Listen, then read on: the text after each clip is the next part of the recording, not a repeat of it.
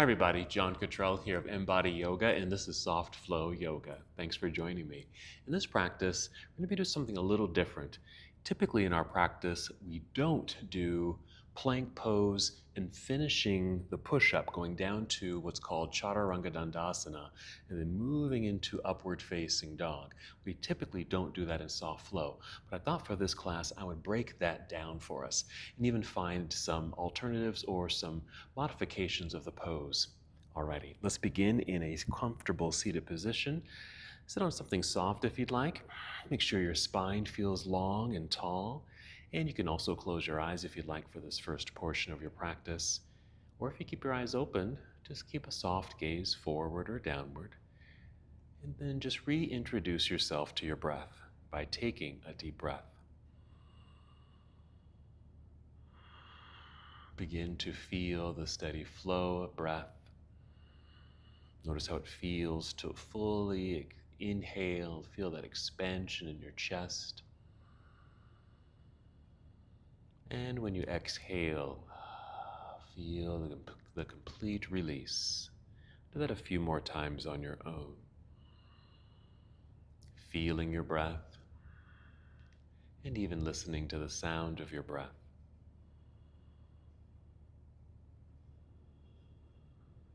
As you're moving inward, you can check in with your body. Notice how you're feeling. Even tune into the parts we're going to be focusing on today in our practice. Think about your upper body strength, your arms, your chest, your back. Think about your arms, down your back to your low back, down your front body, your chest and your belly. Notice how they feel. Go ahead and take 2 more breaths. We'll add a very simple movement.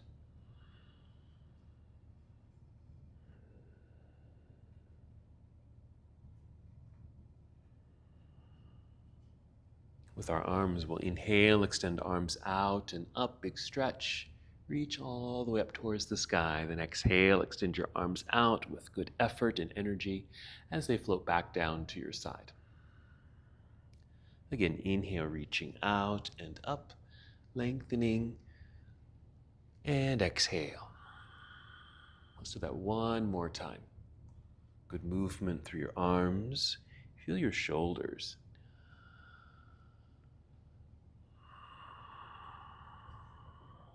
Good. And just hold here for a moment.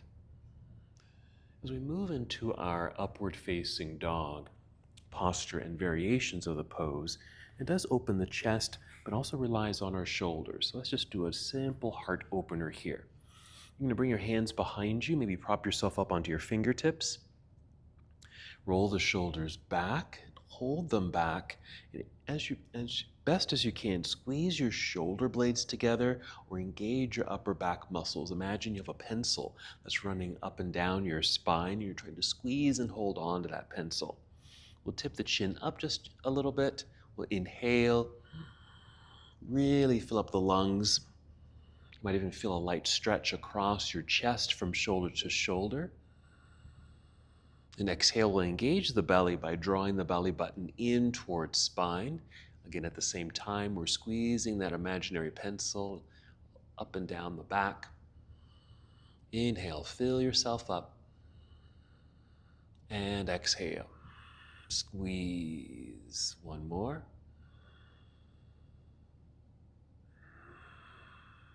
Good. Just lower your chin. Walk your hands towards yourself to sit up a little bit, and you can bring your arms back around to the front, and just for a quick relaxation. Let's warm up the spine by moving into cat and cow. We'll first come to our hands and knees. This also will help us kind of warm up our body, ready for our featured pose. So here on hands and knees,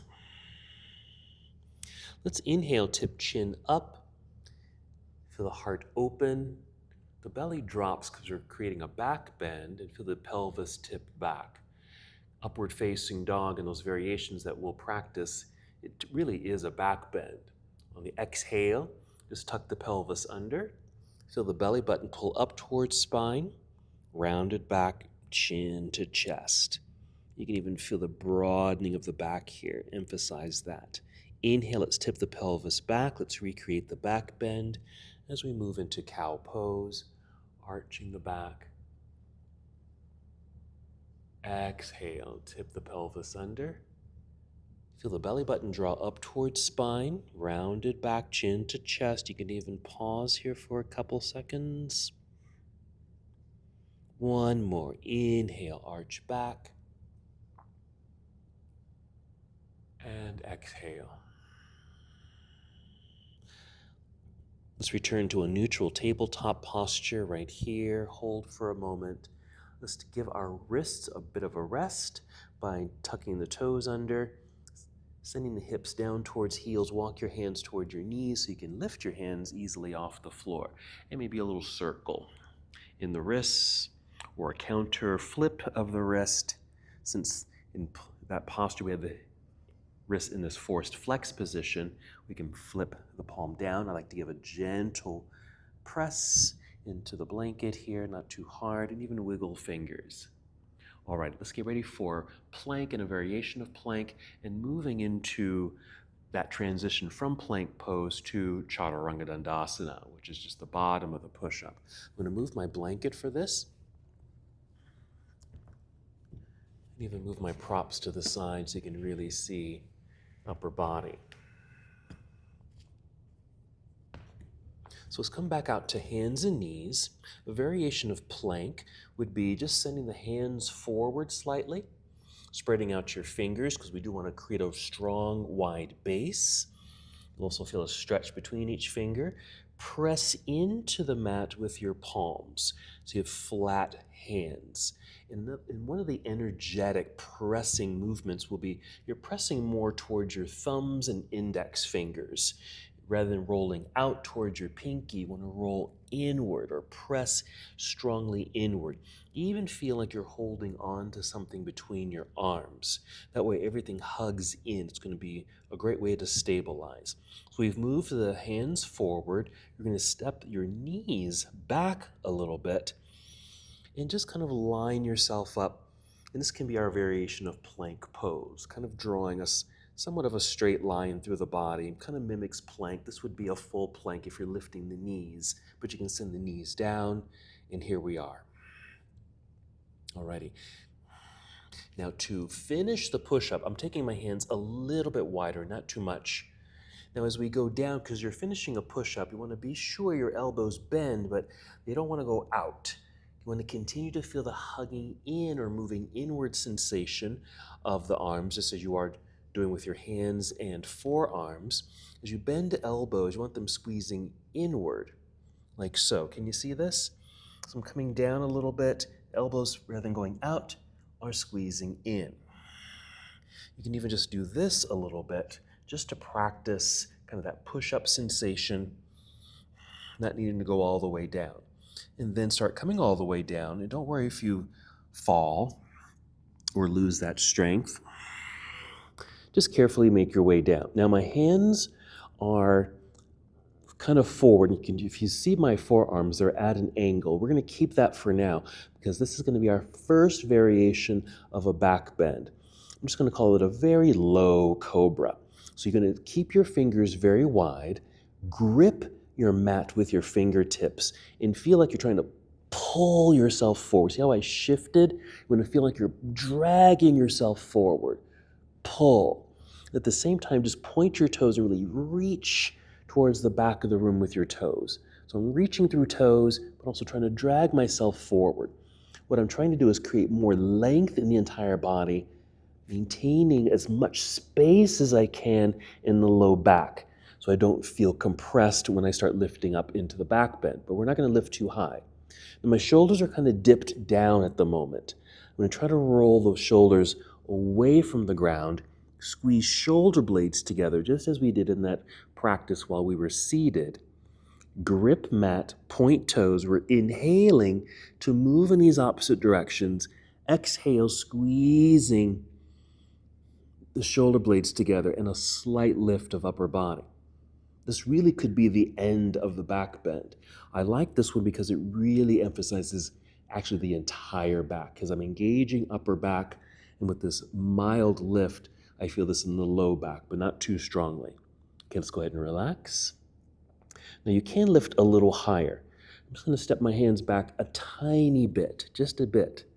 Alrighty, same thing, wide fingers, grip mat with fingertips, pull and point toes. That's our inhale.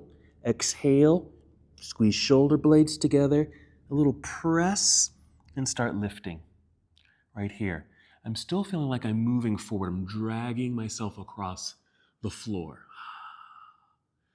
My glutes are engaged, my legs are engaged, so we're really working the entire full back body. Okay, and relax. Alrighty, here comes upward facing dog.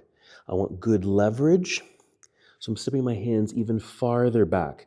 Not too far back, because I still want the whole hand to meet the floor. Just enough, if you can see this, I want to create a right angle with the bent arms. Both arms here.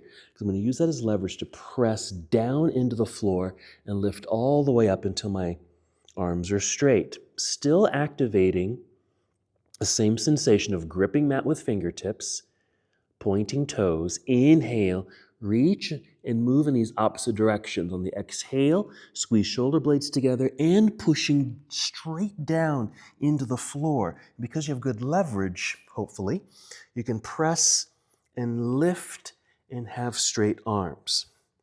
Now I'm still at an angle here. This would actually be fine for an upward facing dog. I'm going to go a little further, still moving forward, even look forward.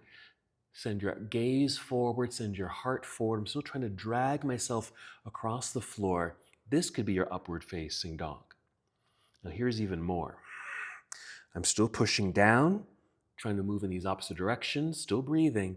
Exhaling, I'm going to even press the tops of the feet into the floor to lift the knees.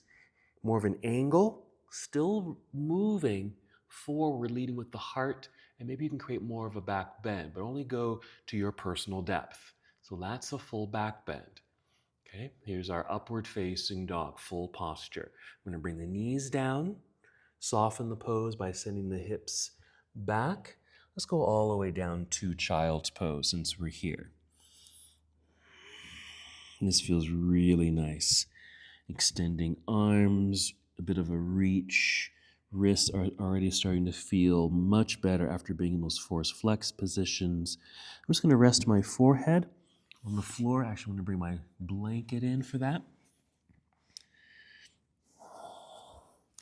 And then move my hands to the back here, reaching for my feet so my shoulders and upper back can relax. Take some deep breaths. This is a nice counter pose and relaxation pose after doing that upward facing dog exercise. All the postures we did there were back bends. So even sitting back in child's pose not only relaxes the shoulders, arms, hands, and fingers, but also kind of puts us in a forward fold to relieve the entire back. One more breath.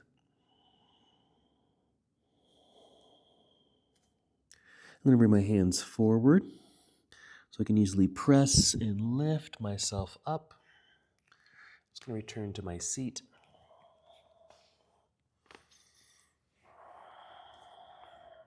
Sitting up nice and tall. Roll the shoulders back, open the heart. Just hold here for a moment. Return to your breathing.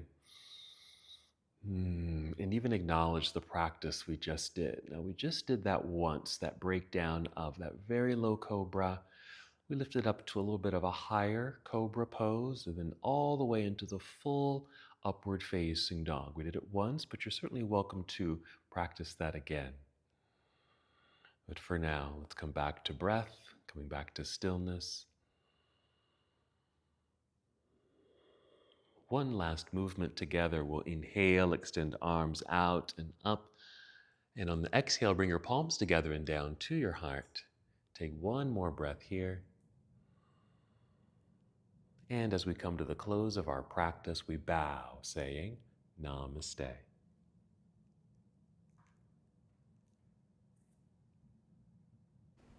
Thank you so much for watching and participating in this yoga lesson. To help us with the channel so we can continue to bring you more content, please like the video and subscribe to the channel. It's really appreciated. Namaste.